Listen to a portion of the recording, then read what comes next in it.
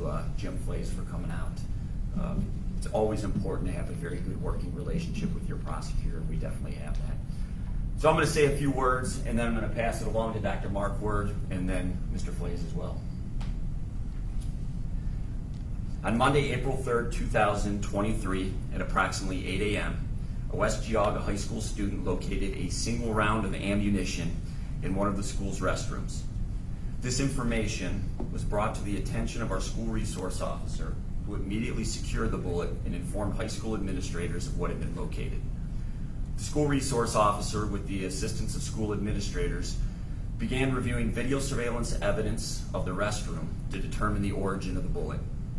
It was determined that approximately 20 students had accessed the restroom prior to the item being found. The school resource officer and administrators began the immediate process of interviewing each student that accessed the restroom. One of the students, identified as Brandon Michael Morissette, was interviewed at approximately 9 a.m. and his book bag was subsequently searched. Located inside of the bag was a handgun and 3 loaded magazines. Mr. Morissette was immediately arrested, handcuffed, and searched. The search of Mr. Morissette revealed that he also had a lock blade style knife secured to the exterior of his pants. West Geauga administration immediately placed the high school on a shelter-in-place status, which was disseminated to all students and faculty. Mr. Morissette was then transported to the Chester Township Police Department, where he was interviewed by detectives. Information obtained by law enforcement and school officials determined that there was no additional threat to the high school, nor was there a threat to any other buildings in the district. In an abundance of caution, additional law enforcement resources were requested from the Russell Township Police Department and the Geauga County Sheriff's Office. With a large police presence established, all students at the high school were released for the remainder of the day. Law enforcement then conducted a thorough sweep of the interior and exterior of the high school to include an explosives detection canine from the Geauga County Sheriff's Office. During our interview with Mr. Morissette, he admitted to using prior calculation and design in developing a plan to cause harm to students at West Geauga High School on April 3rd. He further acknowledged that the firearm seized by law enforcement on Monday was the weapon he intended to use to inflict that harm. The Chester Township Police Department's Detective Bureau, with the assistance of the Geauga County Sheriff's Office, conducted a search warrant in Mr. Morissette's home in Lyndhurst, Ohio on April 3rd. Numerous items of evidentiary value were secured at that time. The investigation into this incident is ongoing. On Tuesday, April 4th, the Chester Township Police Department charged Brandon Michael Morissette with attempted aggravated murder, a felony of the first degree, illegal possession of a deadly weapon in a school safety zone, felony of the 5th degree, and inducing panic, a misdemeanor of the 1st degree. He's currently being held in a secure mental health facility, and upon release will immediately be transferred to the Geauga County Safety Center. The decisions made by administrators and faculty on the morning of April 3rd were appropriate and direct, and I have no hesitation in saying that those decisions saved the lives of students and faculty. Dr. Markward, Principal Patty, Assistant Principal Puskis, and countless other faculty members of West Geauga schools should be proud of their efforts and, most importantly, the outcome. No students or faculty were injured. I would first like to thank the alert student that brought this to the attention of law enforcement. I would also like to thank our officers and detectives for their tireless work ethic throughout this investigation and for the care and empathy that they have exhibited. Additionally, I must thank the Russell Township Police Department, Geauga County Sheriff's Office, and the Geauga County Prosecutor's Office for their assistance and collaboration throughout this investigation. We are fortunate to have such a professional and selfless group of law enforcement professionals in this county. Thank you, and I'll turn it over to Dr. Mark Word. Thank you, Chief Young.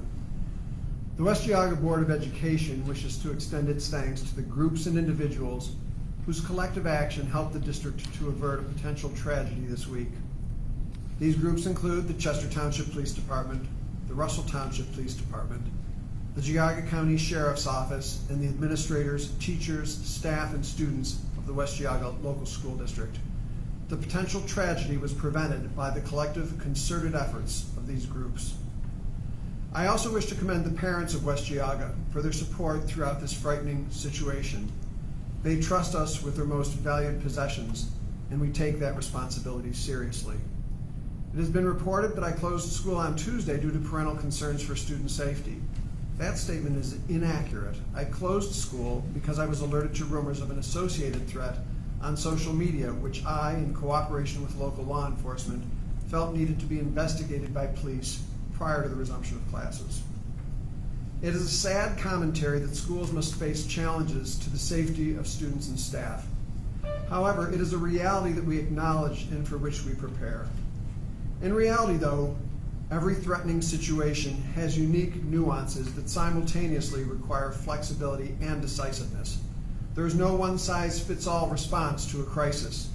Monday, our staff and local law enforcement agencies, with the cooperation of our students, successfully navigated such a challenge. The fact that we were able to do so rests in large part on the actions of a student who did what he knew was right. He reported a suspicious finding to his school resource officer.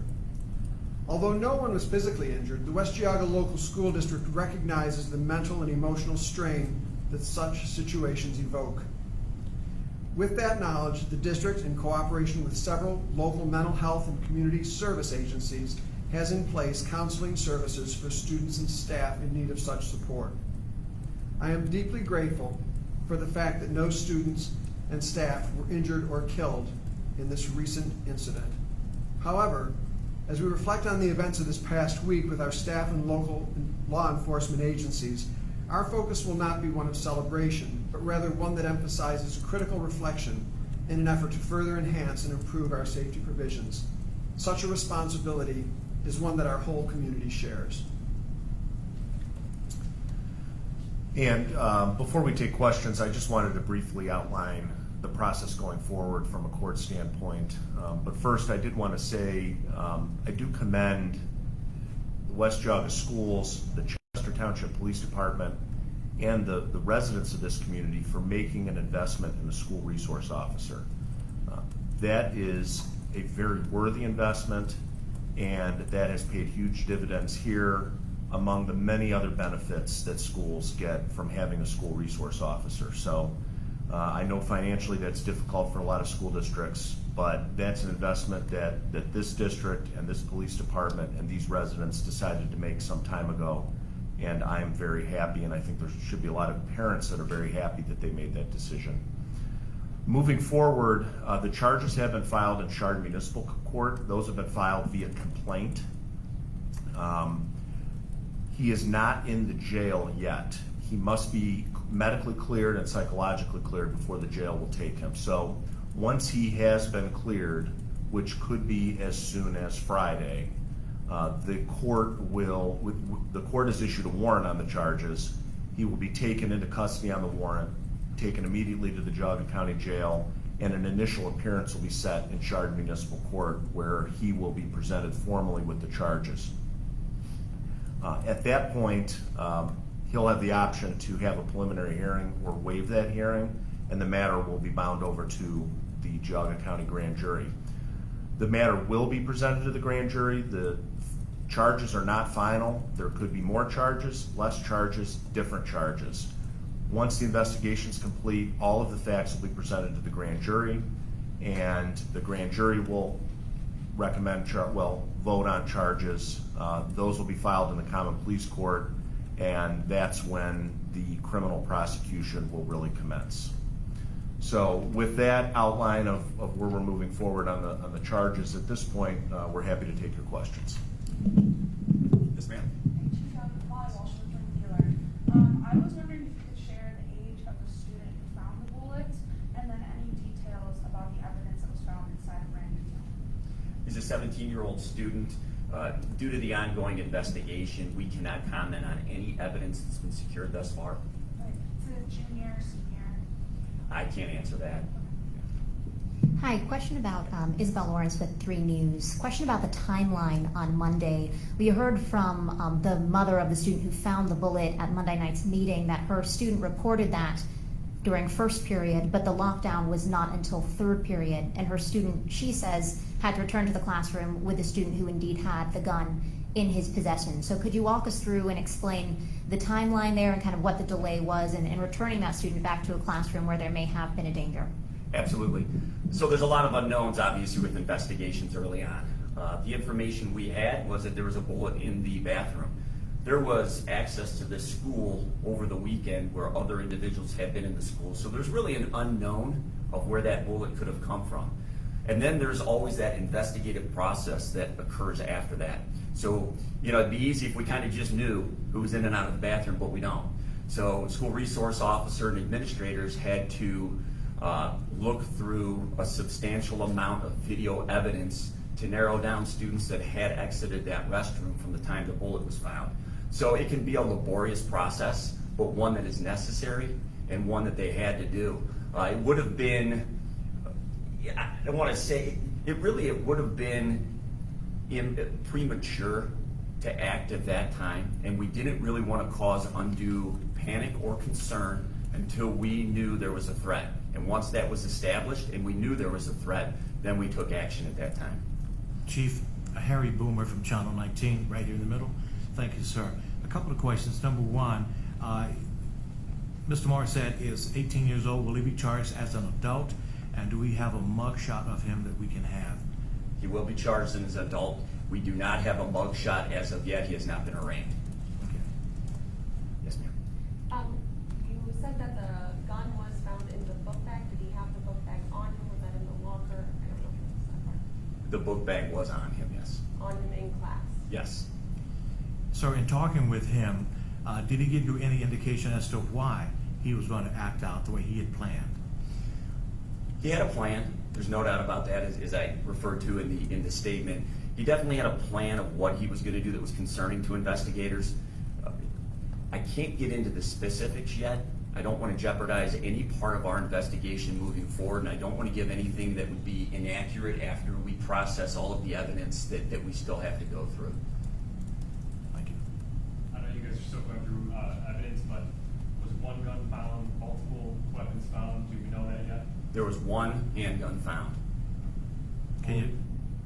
It was not loaded at the time, but there was 3 fully loaded magazines. And then my other question is, a bullet is found, but that doesn't trigger a lockdown. Can you guys just explain why, like finding something like a bullet wouldn't trigger a lockdown? Like what triggers a lockdown? And I would have to defer to Dr. Marquardt on this, but I can't say that every incident is fluid, every incident is different, and the way we handle them has to be based on the information and the facts that we have at the time. You always have to think about a scenario where if we prematurely, or Dr. Marquardt prematurely lock down the school, that can almost sometimes be a triggering effect to somebody that's in a mental health crisis. So we want to keep things as normal as possible until we have a reason to shelter in place or we have a reason to lock down. Any little thing could trigger somebody, so we wanted to make sure that we had the facts and the information before we made that decision. We could control things. And then upon that, is a part of that almost, if you go into lockdown, are you worried that that person that might have planned something would act out? Absolutely. That is absolutely a concern. Yes, sir.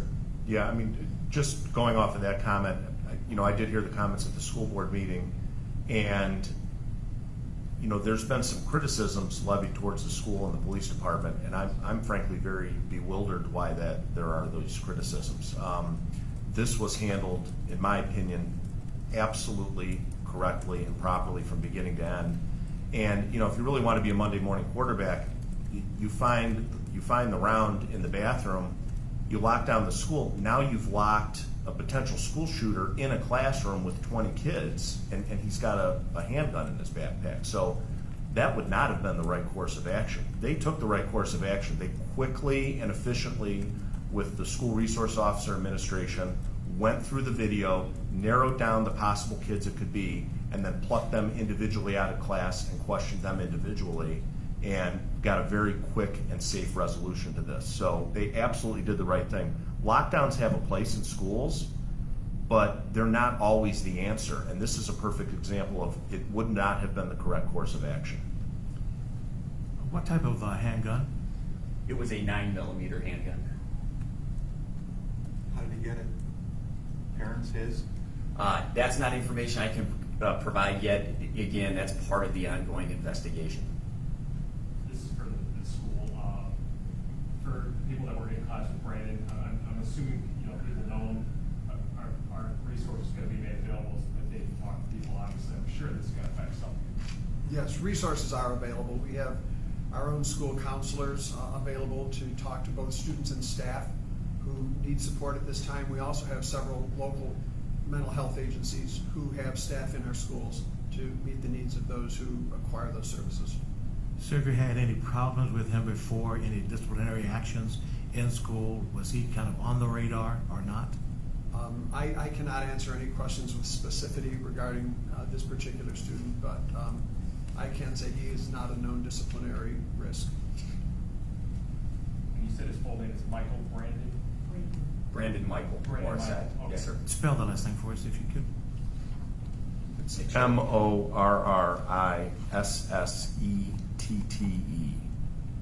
And that's on page 2 of the chief statement that was distributed. Thank you.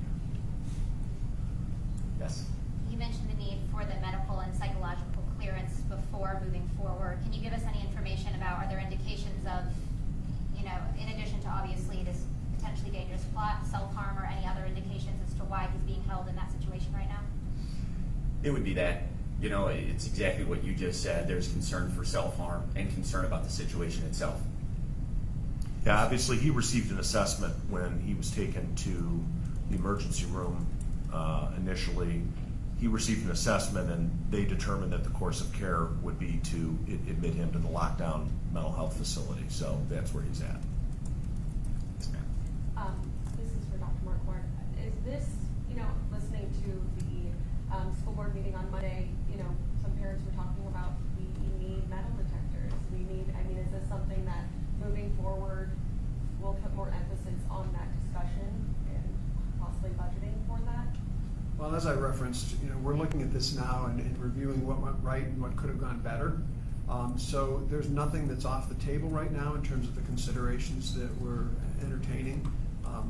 We had already been in conversations with local law enforcement about ways that we could enhance our safety provisions in our schools. Those discussions will certainly continue, and metal detectors are just one of many deterrents that can enhance school safety. Dr. Marquardt, I talked with a parent yesterday who said what I hear oftentimes, I didn't think this could happen here. Could you speak to that, please? I think that everyone likes to think that, but it's a perception that really is one that we cannot have in schools anymore. We watch the news, we know what happens nationally, we know more personally what has happened locally in schools. And so I think that one of the things that school districts have to understand and remember is that it can happen there. And it's really the vigilance of our staff, the vigilance of our students. It's doing the right thing, it's reporting a suspicious action and or a specific behavior and or object that could pose a threat that really necessitates action on behalf of those who are involved in the situation. So the vigilance of staff and students is critically important. That was a vital element in why this had the good ending that it had. One further question about the Snapchat threat. Can you talk to that? What did that entail? And have you been able to trace anybody in regards to that? The threat that I received on Snapchat was indirect. It was about probably fourth hand by the time it reached my attention. It was someone said, someone said, someone said. And because of that, and because of the timing that I received it, because I received it right at the end of the board meeting on Monday night, I spoke with a representative of local law enforcement and said until we have time to determine whether there's any legitimacy to this at all, we need to close school tomorrow. And he and I were both in agreement that that was the wise course of action to take. And during the following day, law enforcement did do a series of investigations and a series of interviews, and they determined that the threat was not a viable threat to the schools. And that was why we were comfortable resuming classes today. Thank you. Besides the bullet found, was there any other, did this student tell other students of plans prior? Or was it just the bullet which was alerted? We have no indication that there was any sharing of information, any co-collaboration by any means. And I can't stress that enough, zero information to support any of that. And I think the additional important thing to factor in here is that, you know, we did execute that search warrant. We're gonna have a wealth of additional information to go through, and we're gonna look into every aspect of his background and the planning phase of this. But I really truly wanna stress that there was no indication he was working with anyone, nor did he share any information in regards to this. Chief, when you said you plucked or actually the prosecutor said it, when you plucked the kids out of the classroom, can you describe that situation? Did you kind of go with did he make like a movement toward the bag or anything? It'd be hard for me to speak on that because I wasn't there. I do know how the school usually handles things in our school resource officer. I don't believe in the initial stages of an investigation, when I say I don't believe they would not in the initial stages ever use force on anybody, they just approach them, say we need to talk to you, escort them out of the classroom, sit down and have a conversation. So with force, like in other words, a lot of personnel to go in? No, It was no. just like one person? Yes. So typically it's the school resource officer and an administrator from the school. And he made no movement toward the bag? I can't speak on that, not that I'm aware of. Yes. I'm sorry, can you go over, did you say, it's for the prosecutor, did you say he was charged but he's not booked yet? Correct. So the charges have been filed in Chardon Municipal Court. A warrant has been issued. He has a police hold at the mental health facility, but there's also an active warrant.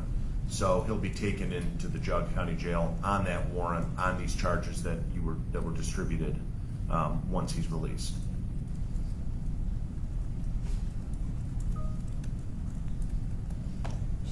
Chief, Yes. Yeah. Cassandra from the Maple Leaf.